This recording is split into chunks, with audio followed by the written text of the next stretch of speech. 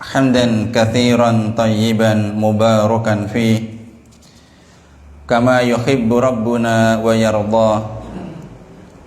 أشهد أن لا إله إلا الله وحده لا شريك له وأشهد أن محمدا عبده ورسوله.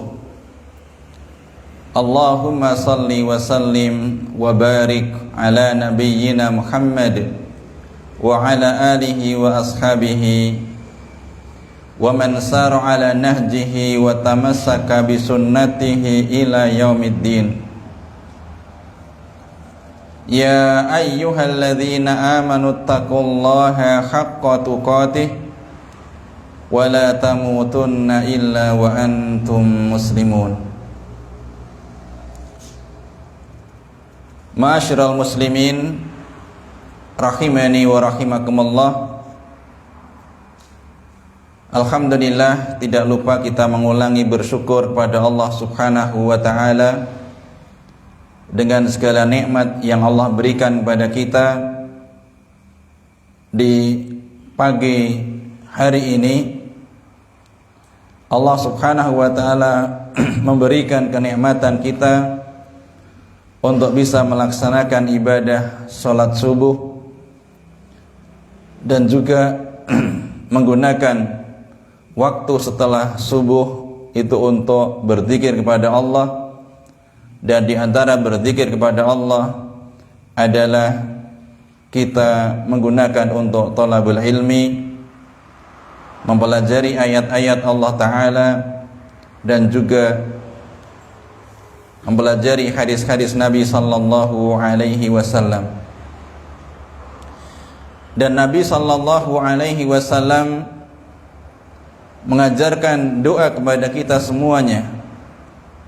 Di antara doa yang diajarkan Nabi sallallahu alaihi wasallam yakni Allahumma aslih li dini alladhi huwa ismatu amri wa aslih li dunyaya allati fiha ma'ashi wa aslih li akhirati allati fiha ma'adi waj'alil hayata ziyadatan li fi kulli khair waj'alil mauta rahatan li min kulli syarrin.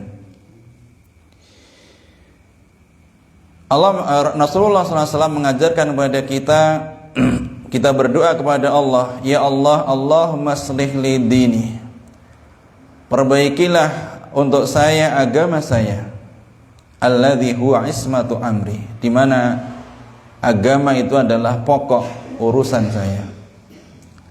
Dan kita mengetahui bahwa kita hidup di dunia ini diatur dengan yang namanya ad-din atau agama. Ketika kita tidak mengikuti aturan dari ad-din, maka hidup kita itu akan tidak terarah.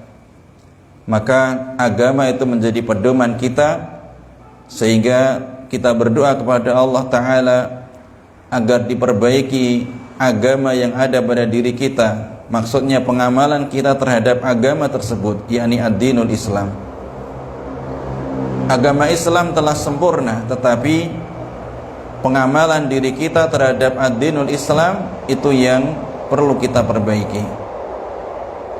Demikian juga kita berdoa kepada Allah, Allahumma aslih li dunyaya allati fiha ma'ashi, ya Allah, perbaikilah untuk saya dunia saya, di mana saya hidup di dunia itu. Dan saat ini kita sedang hidup di dunia, kita sedang menjalani kehidupan kita di dunia. Sampai kapan? Tentunya sampai Allah Subhanahu wa ta'ala mengambil ruh atau nyawa kita masing-masing. Di dalam kita menjalani kehidupan di dunia, maka kita membutuhkan sarana-sarana, kita membutuhkan hal-hal yang kita pakai untuk hidup di dunia. Sehingga kita berdoa kepada Allah Subhanahu wa ta'ala agar Allah Ta'ala perbaiki dunia kita. Kemudian yang ketiga, kita berdoa kepada Allah Allahumma aslih li akhirati allati fiha ma'adi. Perbaikilah untuk saya akhirat saya, di mana akhirat adalah tempat kembali. Dan kita yakin bahwa kita akan mati, kemudian nanti akan kembali ke kampung akhirat. Dan bekal untuk mendapatkan kebaikan di kampung akhirat adalah apa-apa yang kita lakukan di dunia ini. Maka itulah yang akan kita bawa, sehingga kita berdoa kepada Allah Ta'ala agar Allah Ta'ala perbaiki akhirat kita dengan apa? Dengan perbaiki keadaan agama, pengamalan agama di dunia ini. Kemudian yang keempat, kita berdoa kepada Allah Ta'ala, waj'alil hayata ziyadatan li fi kulli khair. Ya Allah, jadikanlah kehidupan itu sebagai tambahan bagi saya dalam kebaikan. Artinya kita semua sekarang sedang hidup. Kemudian apa yang akan kita jalani itu adalah sisa dari umur kita. Setiap diri kita tidak tahu kapan atau berapa lama sisa umur kita masing-masing.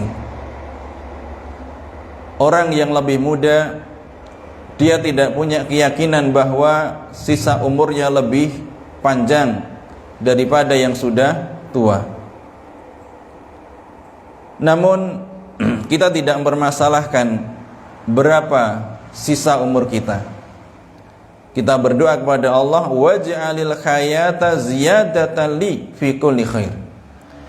Jadikanlah kehidupan itu sebagai tambahan bagi saya dalam kebaikan. Dalam artian kita berdoa kepada Allah Subhanahu wa taala agar umur kita atau kehidupan kita yang tersisa ini senantiasa bisa kita gunakan untuk amal kebaikan.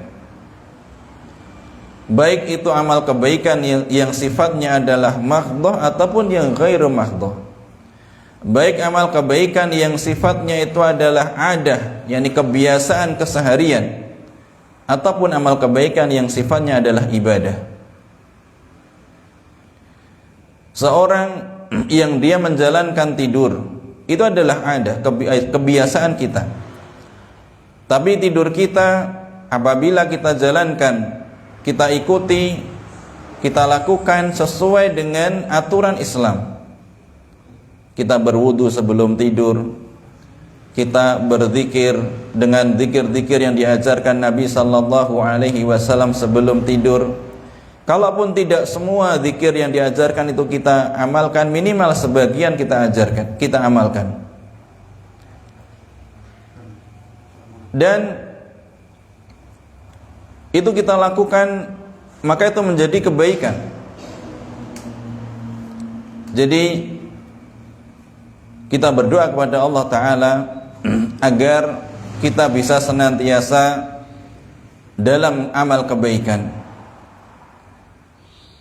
Amal kebaikan di sini apabila kita lelah dengan satu jenis amal kebaikan, maka kita berganti dengan amal kebaikan yang lainnya. Ketika kita lelah dalam membaca Al-Quran, maka bisa kita ganti dengan mendengarkan kajian. Kita lelah mendengarkan, maka kita bisa ganti dengan kebaikan yang lainnya. Intinya, jangan sampai sisa umur kita ini itu kita gunakan untuk hal-hal yang maksiat ataupun hal-hal yang lagho. Ada orang yang dia menggunakan waktunya untuk banyak tidur.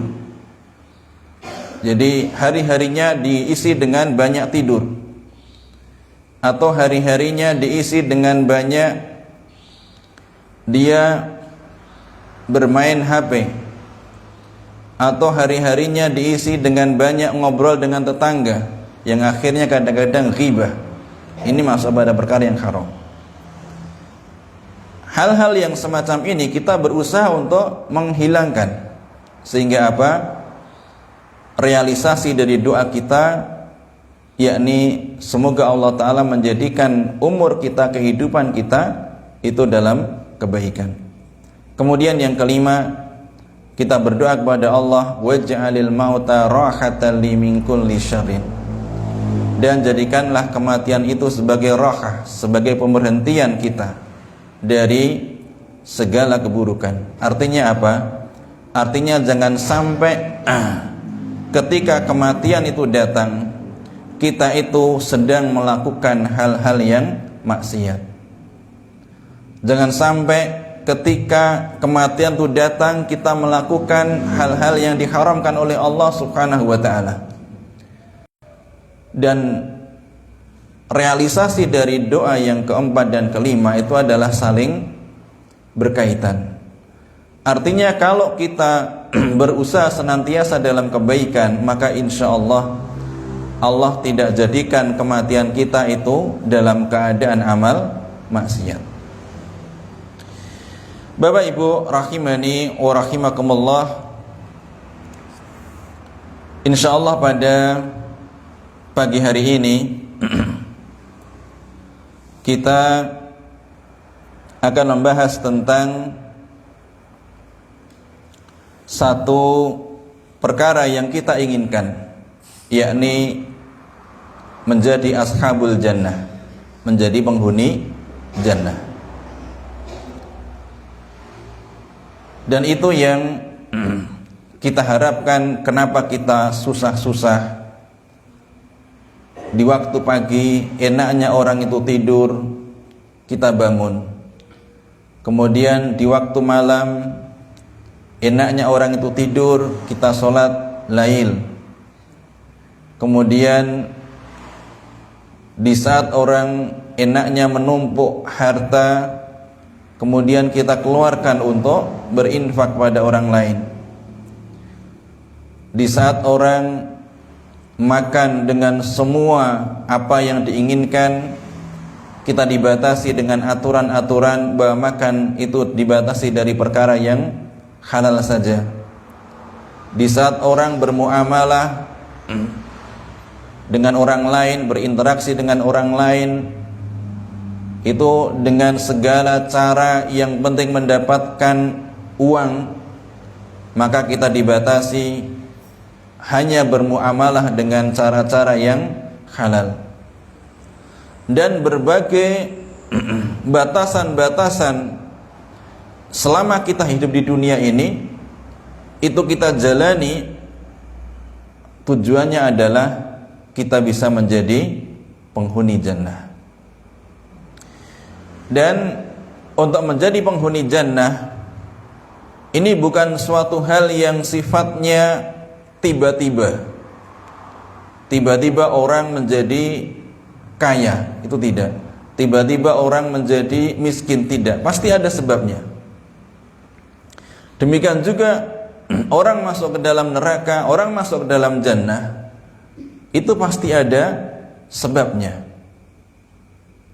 Dan Allah Subhanahu wa ta'ala tidak menzalimi kepada hambanya. Allah Ta'ala tidak menzalimi kepada hambanya, sehingga kalau orang masuk ke dalam jannah itu ada sebabnya, orang masuk ke dalam neraka juga ada sebabnya. Nah, di pagi hari ini insya Allah kita pelajari tentang di antara sebab atau di antara kriteria calon penghuni jannah. Dan kita ambil dari ayat Allah Subhanahu wa ta'ala di dalam surah Al-Qasas, ayat yang ke-83. Allah Subhanahu wa ta'ala berfirman, A'udzu billahi minasyaitonir rajim. Tilkad darul akhirah naj'aluha lilladzina la yuriduna 'uluwan fil ardi wala fasada wal 'aqibatu lil muttaqin. tilka darul akhirah, itulah negeri akhirat. Naj'aluha lilladzina la yuriduna 'uluwan fil ardi wala fasada. Kami jadikan negeri akhirat itu bagi orang-orang yang tidak menginginkan ketinggian di dunia, demikian juga tidak melakukan kerusakan. Wal 'aqibatu lil muttaqin, dan akibat yang baik itu adalah bagi orang-orang yang bertakwa. Pertama, kita bahas tentang makna kata-kata di dalam ayat ini. Kami ambilkan penjelasan dari kitab Aisarut Tafasir tentang ad-darul akhirah. Tentang ad-darul akhirah. Apa yang dimaksud dengan ad-darul akhirah? Ad-darul akhirah yakni al-jannah. Yang dimaksud dengan darul akhirah adalah jannah. Jadi tilka darul akhirah, maksudnya apa? Itulah jannah. Jadi itulah jannah. Dan darul akhirah bisa juga dikatakan dengan yakni darul abrar. Jadi maksudnya jannah ataupun darul akhirah di sini adalah darul abrar, yakni kampung ataupun negeri kebaikan. Artinya apa? Orang yang berada di jannah, dia senantiasa merasakan kebaikan. Tidak ada la khaufun alaihim, tidak ada ketakutan bagi ashabul jannah. Walahum yahzanun, dan tidak ada kesedihan bagi ashabul jannah. Tidak ada ashabul jannah yang dia merasa tidak enak. Kalau di dunia ini sekaya-kayanya orang, itu pasti dia akan merasakan sedih. Jadi sekaya-kayanya orang pasti suatu saat dia akan merasakan sedih. Setinggi-tingginya jabatan seseorang pasti dia akan merasakan kesedihan. Itu kalau di dunia. Kebalikannya juga, semiskin-miskinnya orang, suatu saat dia juga merasakan kebahagiaan, kesenangan. Tapi ad-darul akhirah yang dimaksud dengan al-jannah itu darul abrar, yakni negeri ataupun alam yang tidak ada yang namanya kesusahan. Ketika orang makan, tidak ada orang makan yang namanya kekenyangan sehingga wetengnya, perutnya itu menjadi sesek, tidak ada. Ketika orang minum, tidak ada orang minum di jannah kemudian menjadi muntah karena penuh perutnya, tidak ada. Semuanya adalah kesenangan dan tidak ada kesusahan. Maka itu adalah al-jannah. Kemudian la yuridun naj'aluha lilladzina la yuriduna 'uluwan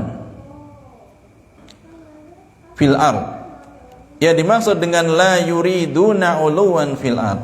Jadi kampung jannah itu Allah Ta'ala jadikan bagi orang-orang yang dia tidak menginginkan 'uluwan, yakni ketinggian di bumi. Ya, dimaksud dengan ketinggian di bumi ini itu adalah baghyan wala istitalatan 'alan nas, yakni penindasan, demikian juga kesombongan kepada manusia.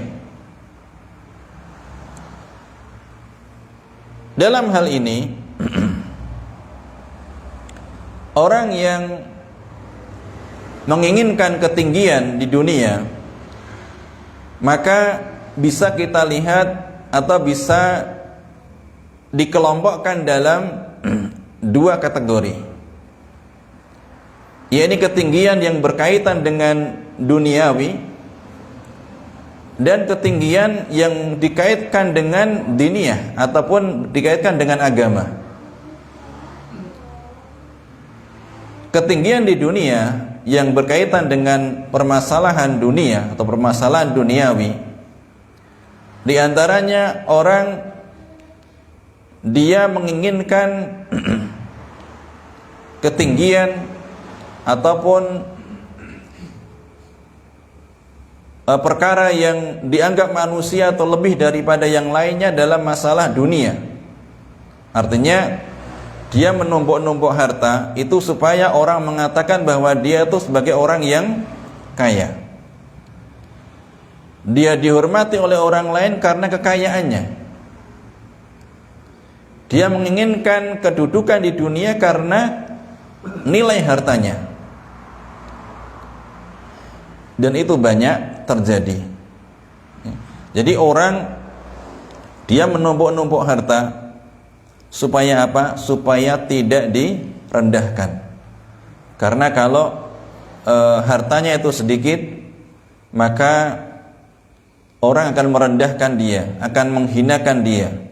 Tapi kalau hartanya banyak, maka orang akan memuliakan dia, akan menghormati dia. Maka ini berarti orang menginginkan ketinggian di dunia ditinjau dari sisi hartanya. Demikian juga orang-orang yang menginginkan ketinggian di dunia itu ditinjau dari jabatannya. Dia korbankan harta, dia korbankan harta untuk mencapai ketinggian di dunia dalam masalah jabatan. Sehingga terkadang ada orang-orang ingin meraih jabatan tertentu, kalau ditinjau dari penghasilan jabatan itu atau gaji dari jabatan itu sangat sedikit dibandingkan dengan pengorbanan yang dia lakukan untuk mendapatkan jabatan tersebut. Ada orang ingin jabatan misalnya kepala desa ataupun bupati ataupun yang lainnya, dia korbankan hartanya. Ada orang minta dikasih. Kalau dihitung dari gajinya dengan pengorbanan yang dia keluarkan, itu tidak sebanding, jauh. Banyak pengorbanan yang dia lakukan. Tapi apa? Dia ingin dia lakukan hal itu karena dia ingin dimuliakan manusia dari sisi jabatannya. Walaupun dia korbankan harta yang banyak tidak masalah. Yang penting jabatannya tinggi, dihargai oleh manusia karena jabatannya. Ini uluwan fil ard, berkaitan dengan masalah dunia. Demikian juga ada orang yang dia menginginkan ketinggian di dunia itu dari sisi pendidikannya,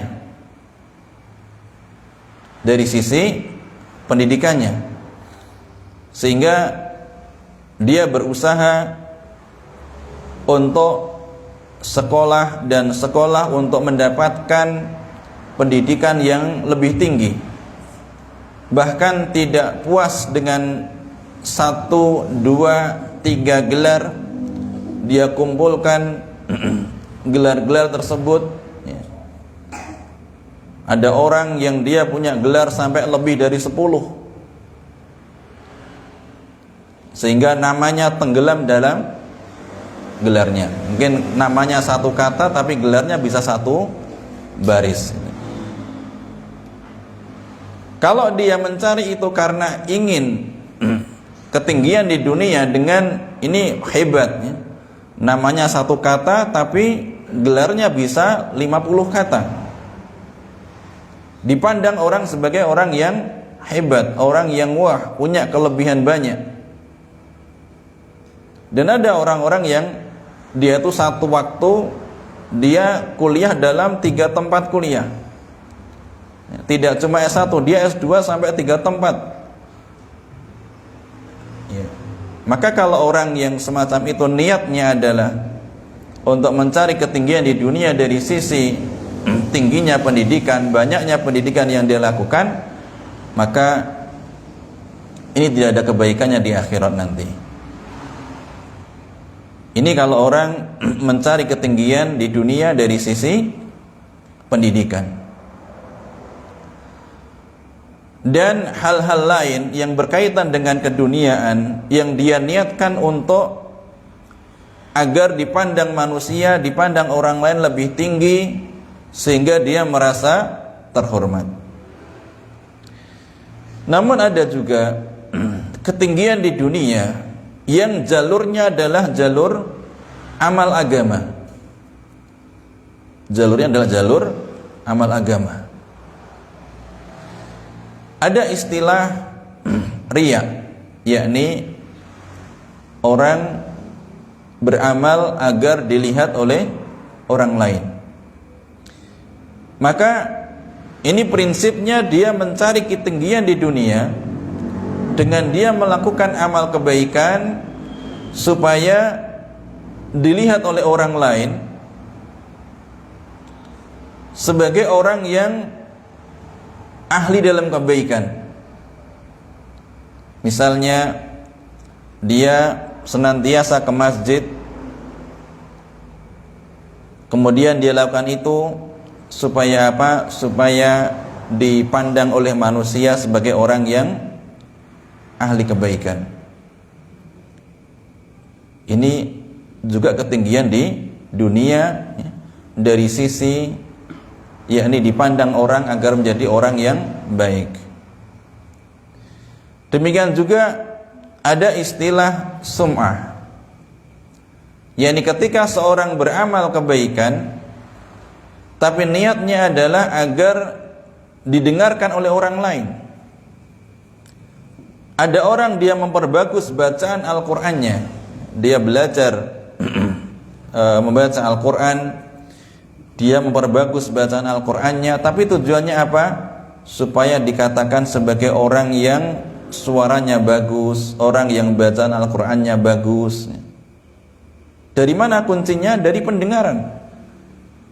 Ini juga uluwan fil ard, dari sisi din, dari sisi agama. Demikian juga orang yang dia itu pandai dalam ceramah.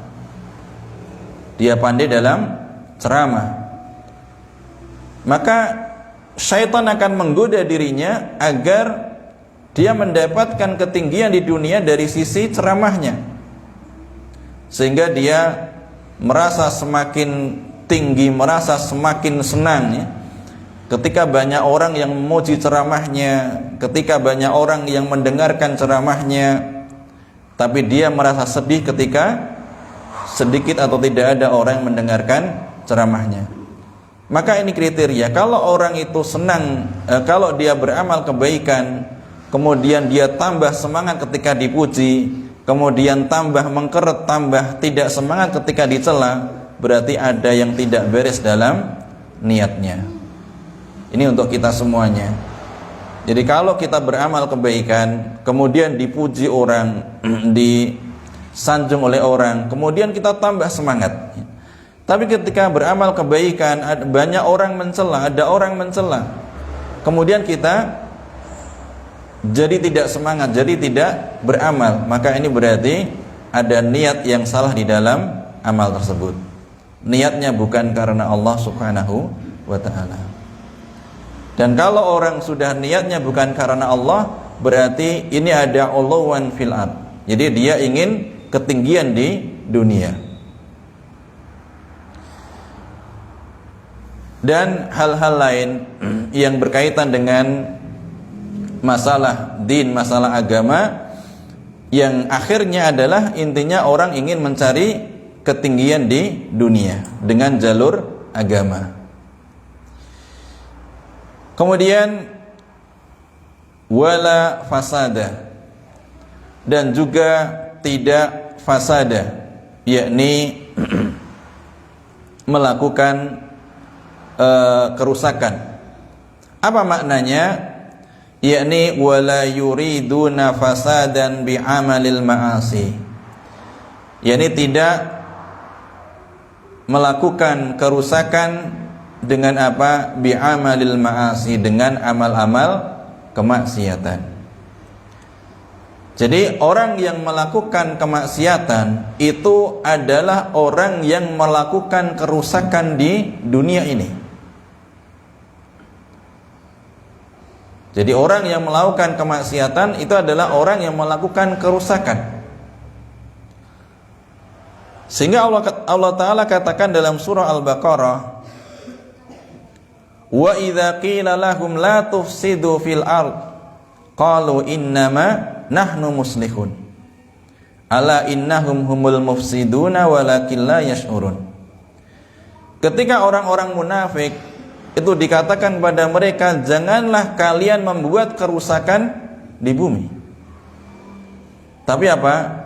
Mereka mengatakan bahwa kami ini orang yang melakukan kebaikan. Maka ketahuilah bahwa mereka adalah orang-orang yang melakukan kerusakan, tapi mereka tidak menyadari. Orang munafik adalah orang yang melakukan kemaksiatan dan dikatakan sebagai fasadan, yakni melakukan kerusakan.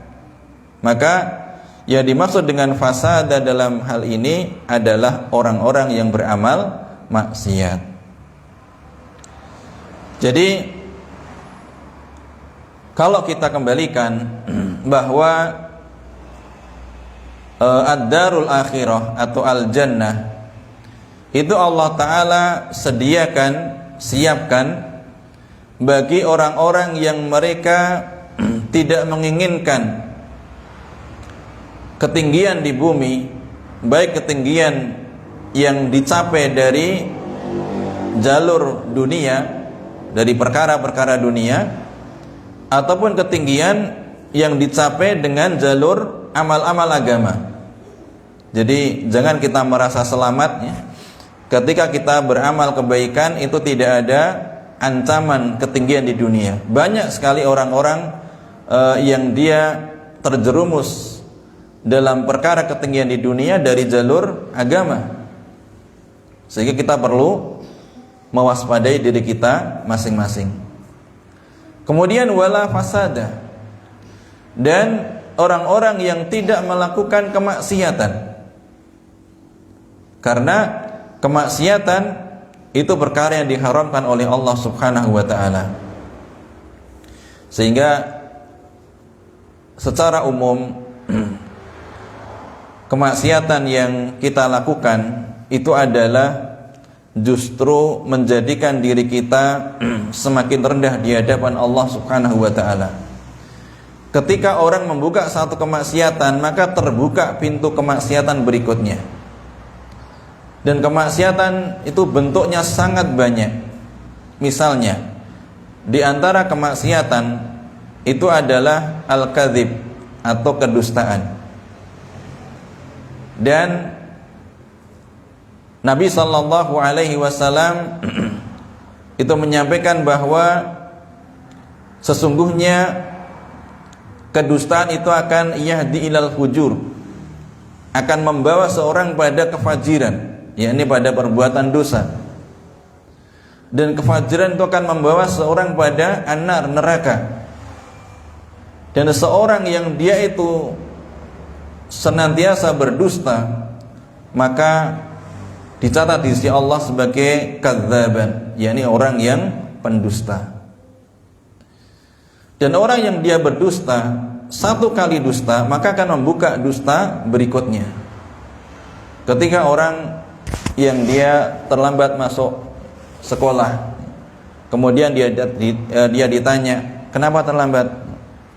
Dia katakan, dan itu membohongi, misalnya ini ban sepedanya bocor, padahal tidak bocor. Ini kedustaan satu. Maka orang yang bertanya, dia akan tanya, orang yang diberitakan bertanya lagi, bocornya di mana? Ini akan membuka kedustaan yang berikutnya. Misalnya bocornya di Prambanan. Nah, semakin dia berdusta, maka akan terbuka pintu kedustaan yang lain. Sehingga kemaksiatan itu akan membuka kemaksiatan yang berikutnya. Wal aqibatu lil muttaqin, dan Al-aqibah, akibat maksudnya adalah al-mahmudah fid dunya wal akhirah. Yani akibat yang baik di dunia dan di akhirat. Jadi akibat ataupun hasil yang baik di dunia dan di akhirat. Artinya tidak hanya di akhirat tapi juga di dunia. Itu lil muttaqin, bagi orang-orang yang bertakwa. Yani siapa? Alladzina yattaquna masakhitallahi, yani orang-orang yang dia menjaga diri dari kemurkaan Allah Ta'ala. Kemudian fala ya'taqiduna wa la yaquluna wa la ya'maluna ma la yarda bihillahu ta'ala. Mereka tidak meyakini dan mereka tidak mengamalkan sesuatu yang tidak diridhoi oleh Allah Subhanahu wa ta'ala. Sehingga inilah yang hendaknya kita yakini, bahwa wal aqibatu lil muttaqin. Terkadang kita itu tidak yakin. Ada orang yang dia menjalani misalnya bisnis. Budaya dalam bisnis yang dia lakukan itu adalah budaya riswah atau budaya suap. Budaya suap. Jadi lingkungan bisnis yang dia lakukan itu adalah budaya suap. Artinya apa? Kalau tidak memberikan suap, dia tidak dapat kerjaan. Dia tidak dapat kerjaan. Baik itu perkara-perkara yang besar atau yang kecil, atau dalam urusan administrasi. Budaya yang ada adalah budaya suap, sehingga ketika dia mengurus, ini harus ada uang pelicinnya, harus ada uang tali asihnya, atau uang apalah yang namanya, macam-macam namanya. Nah, ini satu hal yang harus kita yakini, bahwa wal aqibatu lil muttaqin. Jadi akibat yang baik itu bagi orang-orang yang bertakwa, akibat yang baik di dunia dan juga di akhirat. Maka kita harus meyakini bahwa kalau kita jalani dengan benar, itu pasti akan diperoleh akibat yang baik di dunia dan di akhirat. Sehingga dia pertahankan dirinya untuk senantiasa tidak riswah, tidak menyuap. Walaupun lingkungan yang kebiasa terjadi adalah dengan suap. Terkadang apa? Terkadang kita tidak kuat untuk menahan atau menjaga akidah.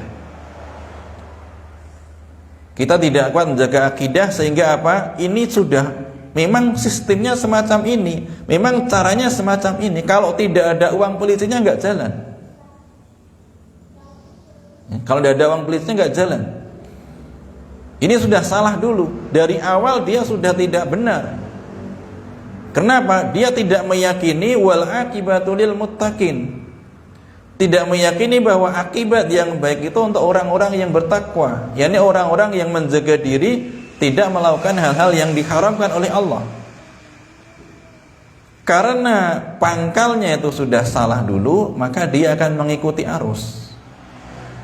Jadi arusnya semacam ini, kamu harus begini, harus begini, harus begini. Kalau enggak nanti kamu enggak selesai urusanmu. Maka ini yang harus kita tanamkan pada diri kita, bahwa wal aqibatu lil muttaqin, bahwa akibat yang baik itu bagi orang-orang yang bertakwa. Ketika urusan-urusan dunia, kemudian kebiasaan yang ada itu dengan cara-cara yang haram, baik dengan cara suap ataupun dengan cara-cara yang lain, maka pertahankan diri kita dengan cara-cara yang halal. Dan kita yakin Allah Subhanahu wa ta'ala akan memberikan kebaikan di dunia dan di akhirat. Apa kebaikan di dunia? Di antaranya orang akan semakin faham kalau si A dia enggak mau. Dia enggak mau. Dan insya Allah menjadi sebab kebaikan yang lainnya. Ketika dia menjalani proses administrasi selalu tidak tembus, maka kalau semakin dia istiqomah, dia tetap tidak mau, ini kan perkara yang tidak baik. Suatu saat mungkin akan terbongkar, mungkin akan sampai kepada publik dan atau pada orang lain, sehingga moga-moga Allah Ta'ala memberikan hidayah kepada orang tersebut. Ini menjadi tantangan untuk kita semuanya, selalu dalam kebaikan walaupun orang-orang itu tidak mau menjalaninya. Bapak Ibu kaum muslimin rahimani wa rahimakumullah. Jadi dengan demikian maka hendaknya kita semua menjaga diri agar diri kita menjadi calon penghuni jannah, dan kita menjaga keyakinan bahwa wal aqibatu lil muttaqin, akibat hasil yang baik itu Allah akan berikan bagi orang-orang yang bertakwa, baik itu di dunia ataupun di akhirat. Ketika orang-orang terbiasa dengan perkara-perkara yang haram, maka yakinkan diri kita bahwa kita harus jalani dengan perkara yang halal, dan pasti Allah Ta'ala akan berikan kebaikan untuk kita, karena janjinya wal aqibatu lil muttaqin. Orang yang dia menjaga diri dari perkara yang haram itu akan mendapatkan kebaikan baik di dunia ataupun di akhirat. Dan dengan sebab itu insya Allah menjadi juga asbab hidayah bagi orang lain. Ketika semakin banyak orang melakukan kebaikan-kebaikan, maka insya Allah semakin sedikit orang yang melakukan kemaksiatan.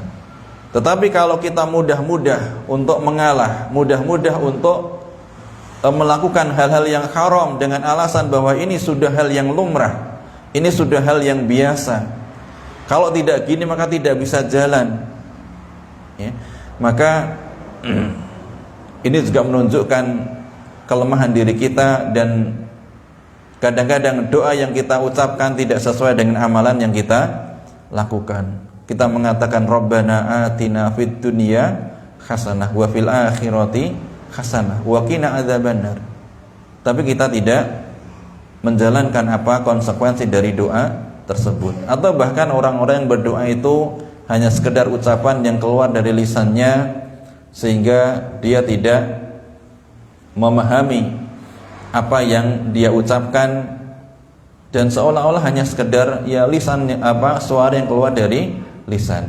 Maka inilah yang hendaknya kita hindari, dan kita berusaha untuk mendapatkan jannah Allah Subhanahu wa ta'ala.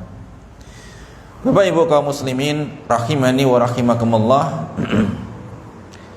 Dari ayat ini kita ambil pelajaran atau faedah yang disebutkan oleh beliau. Faedah dari ayat ini yang pertama adalah hormatut takabburi wal istitalati 'alan nasi. Yani haramnya kita takabur. Haramnya kita takabur. Demikian juga sombong pada manusia. Wal amali bil ma'asi, demikian juga haramnya beramal maksiat. Wa annahul fasadu fil ard, dan itu merupakan kerusakan di bumi. Jadi maksiat itu secara umum. Kemudian di antara jenis-jenis maksiat kepada Allah adalah takabur, yakni sombong.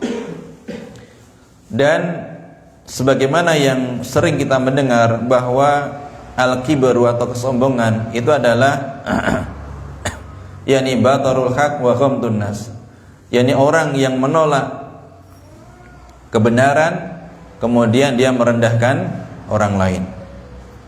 Itu adalah kesombongan. Walaupun secara terlihat mata orangnya itu sangat halus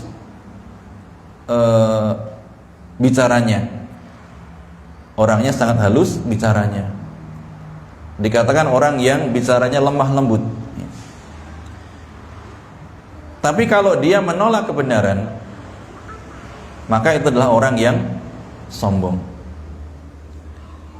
Ketika dikatakan bahwa Nabi sallallahu alaihi wasallam tidak melakukan ibadah yang semacam ini, padahal memungkinkan untuk dilakukan oleh beliau, ya. Jadi kalau orang dia melakukan amal yang itu memungkinkan dilakukan Nabi sallallahu alaihi wasallam, tapi Nabi sallallahu alaihi wasallam tidak melakukannya, kemudian diberikan nasihat, diberikan mau'izah ataupun saran,